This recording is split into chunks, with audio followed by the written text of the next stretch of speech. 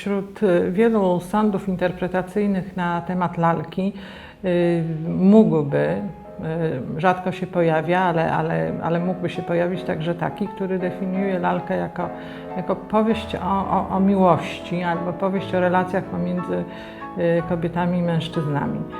Prus jako bardzo bystry i baczny obserwator życia oczywiście doskonale rozumiał, że ta relacja pomiędzy płciami, pomiędzy ludźmi reprezentującymi różne płcie jest po prostu zasadnicza dla naszego poczucia.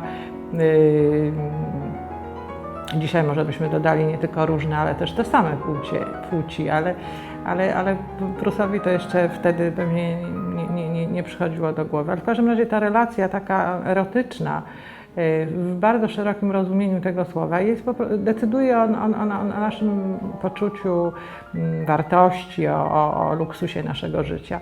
I oczywiście w lalce, która jest powieścią omnibusem, która w cudowny sposób obejmuje różne rejony życia, także ten problem musiał się pojawić.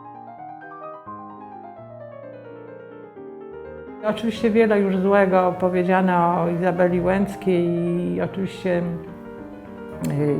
wszystko to trzeba podtrzymać, jej egocentryzm, jej manipulowanie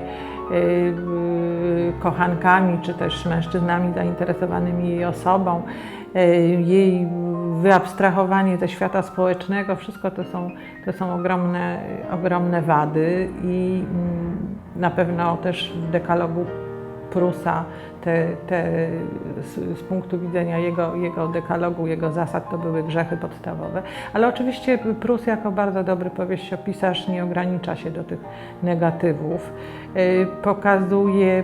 Pokazuje jednak pewne subtelne zachowania Izabeli. Pokazuje przede wszystkim taką grę miłosną, która się toczy pomiędzy nią a Wokulskim i czyni to w sposób bardzo przekonujący.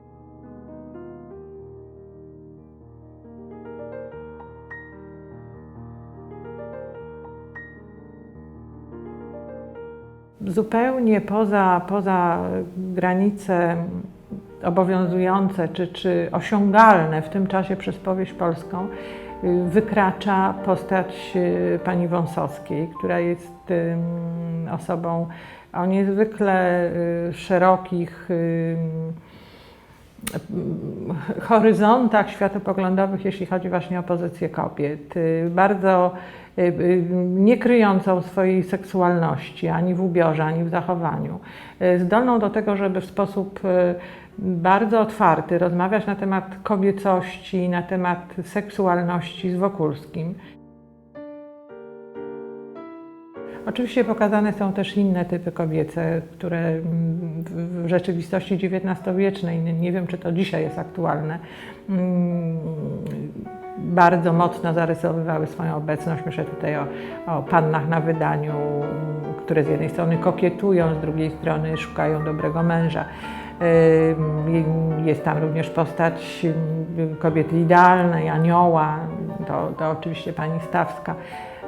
Jest oczywiście też portret histeryczki zniszczonej przez negatywne doświadczenia małżeńskie. Myślę tutaj o pani Krzeszowskiej, która jest tyleż okropna, co i godna współczucia i tak dalej, i tak dalej. To wszystko u Prusa jawi się w pełni takich życiowych scen podpatrzonych z wielką precyzją. Sądzę, że w lalce dokonał czegoś zupełnie wyjątkowego, mianowicie